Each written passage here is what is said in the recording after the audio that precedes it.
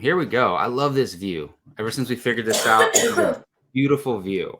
Okay, so my FanDuel lineup. All right, first of all, Gabe keeps going over the last week for some reason of these past 2 weeks, and that's because I won again. So now we are. Ever since we started this is our 5th week. So it is 2-2. It is 2-2. So we didn't come up with any rewards or punishments this season, but this is our little practice for next season because we're definitely doing this all year next year, and we'll have a little bet, like whether it's like one of us wears a Niner or Raider jersey on the podcast, something like that. That would be interesting. All right, get to it, Mr. 15 minutes. Let's go.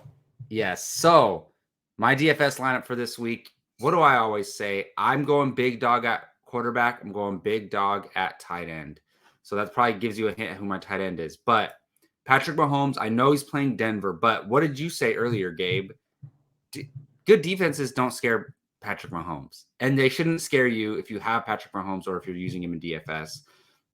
This Patrick Mahomes and Andy Reid, they don't care if they're up by 21. They want to keep pouring it on. So I think they're going to have another great game.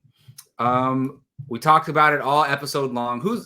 There's been an AJ Dillon theme this whole episode, and of course I have him in my DFS lineup right here.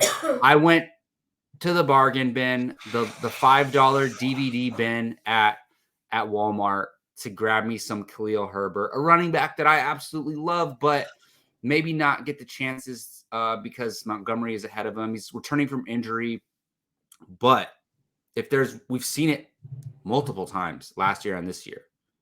There's somebody who can pop off, even though he's playing behind David Montgomery. It's Khalil Herbert. He's done it multiple times. Both running backs in Carolina went off on Detroit last week, so it's possible. It's possible. Then I got Jerry Jeudy here. He has a good matchup. They're going to be behind the whole game, or it's going to be a shootout. So Jerry Jeudy's going to get some action. I got George Pickens, another great matchup. Here's my rule. If Pickett is in, Pickens is in. That's my new rule. Pickett in, Pickens in. In my lineups, my DFS, everything. My flex spot, my third wide receiver, excuse me, Romeo Doubs. Christian Watson might not play this week, and they're playing Minnesota. Well, how do you think that game's going to go? It's going to be a 33-31 game. Minnesota's going to win on a field goal in overtime or the fourth quarter. That's what's going to happen, and Romeo Doubs is going to be right in the middle of that. I feel good about that. Of course, we got Travis Kelce, automatic. And then we got another guy that we talked about a lot this episode, DJ Chark. Then I have to roll with the 49ers defense. Gabe, you've been smiling this whole time. Does this mean we have a lot of crossover here? Not a ton of crossover. I actually love my lineup other than my bargain bin running back, which I still love. I like my lineup a lot. I think this was a good week for wide receivers, and both of us went deep with our wide receiver picks this week. We have a little bit of crossover. I'm excited to let you see that, but not a whole lot. Not a whole lot. So I'll pull up mine as well right now. And it starts off with the man who's returning. He's technically one of my bargain QBs this week. That's Mike White taking on Seattle. That's your boy, man. You know what? Yeah, I like him, dude. He throws the ball. And that's something I hope he's like the guaranteed starter next year. Yeah, I hope so too. But anything. No, sorry, they're gonna sign Jimmy Garoppolo. Never mind. Can you just stop? Oh, I'm sorry, babe. You okay? Ooh, yeah. Anyway, yes, Mike White is the QB for me. Then I had to pay up. Who did I pay up for? The best. CMC gets a nice matchup against the Las Vegas Raiders this week. The best. Rounding it out, the running back room with Dalvin Cook, the only two running backs on my roster this week. He takes on the Green Bay Packers. Like you said, an imminent shootout is upon us. But I think Dalvin Cook gets some love as well on the ground. Jerry Jeudy, that's where our crossover starts. And then after Jerry Jeudy, there's just a little bit of mixing and matching. You went George Pickens. I went Deontay Johnson. So we both got Jeudy in. Nice. Yeah. So we both got Jeudy in. We both have some Steelers as well.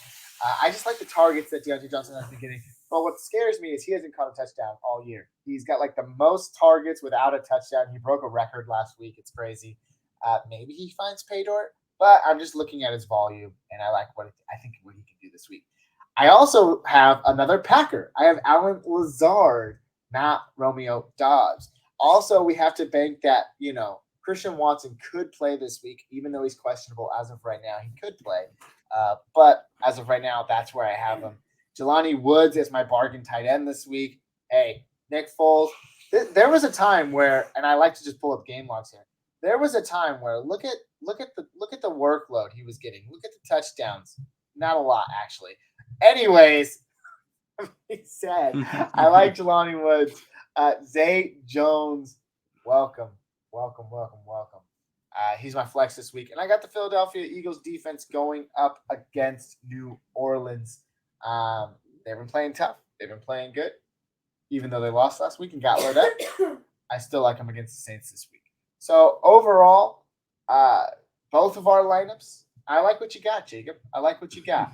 I kind of like it a little bit more. That is interesting that we both went Pittsburgh and Packers wide receivers, but different ones. Yeah, the where I feel most secure, obviously, are my running backs. Well, you know where? Okay, you went superstar running backs. I went superstar quarterback and tight end. Yes. So that's the difference here. That's where we spent up. And that's the narrative that is being set. Who comes out?